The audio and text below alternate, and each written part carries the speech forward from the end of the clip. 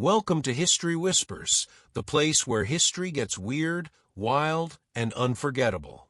If you think the past is just dusty books and boring dates, think again. Here, we uncover true stories so bizarre, you'll swear they're made up. And today, we're talking about a war that lasted less time than your morning coffee break. No long sieges, no drawn-out peace talks, just 38 minutes of chaos that decided the fate of a nation.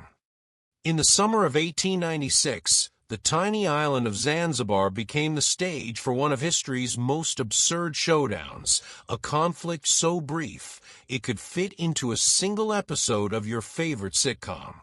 But behind the short timeline was a tangled web of colonial politics, royal drama, and one very stubborn sultan who picked the wrong fight with the British Empire. This is the story of the shortest war ever recorded, the Anglo-Zanzibar War. It all began on August 25, 1896. The Sultan of Zanzibar, Hamad bin Thuwaini, died suddenly under circumstances that, to this day, remain suspicious. Within hours, his nephew, Khalid bin Barghash, seized the palace and declared himself the new sultan. But there was a problem. Zanzibar wasn't exactly a free agent in world politics. It was under the heavy influence of the British Empire. And Britain had a preferred candidate for the throne, and it wasn't Khalid. British officials sent a polite but very clear message: step down or face military action. Khalid's reply?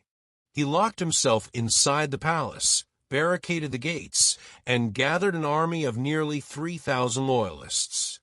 He was ready for a fight, or at least he thought he was. The British weren't bluffing. Warships were already anchored in Zanzibar's harbor, their guns pointed directly at the palace. Royal Marines and sailors prepared for a quick assault. The clock was ticking. On the morning of August 27th, at exactly 8 a.m., the British delivered their final ultimatum: surrender by 9 a.m. or we open fire. Khalid still refused. At 9:02 a.m., the first shells roared from British guns. The palace was pounded by heavy artillery, collapsing under the bombardment. Khalid's royal yacht, a symbol of his status, was sunk in the harbor. The defenders fought back with a few outdated cannons, but they were no match for British firepower. Smoke filled the skies, flames consumed the palace, and the streets became chaos. By 9:40 a.m., just 38 minutes after the first shot, the fighting stopped. Khalid's forces surrendered. The shortest war in recorded history was over. Khalid fled to the German consulate, where he was granted asylum. The British installed a more cooperative sultan, and Zanzibar returned to its role as a loyal protectorate. The entire conflict left around 500 of Khalid's supporters dead or wounded, while the British suffered just one injury, and even that was to a sailor who tripped while running.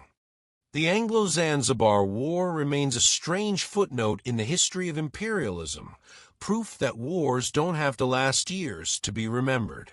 Sometimes history is made in less time than it takes to watch your favorite TV show or even boil an egg. And if you think a 38-minute war is bizarre, wait until you hear about the 12-year conflict fought over a stolen wooden bucket. But that's a story for another day. Subscribe so you don't miss it.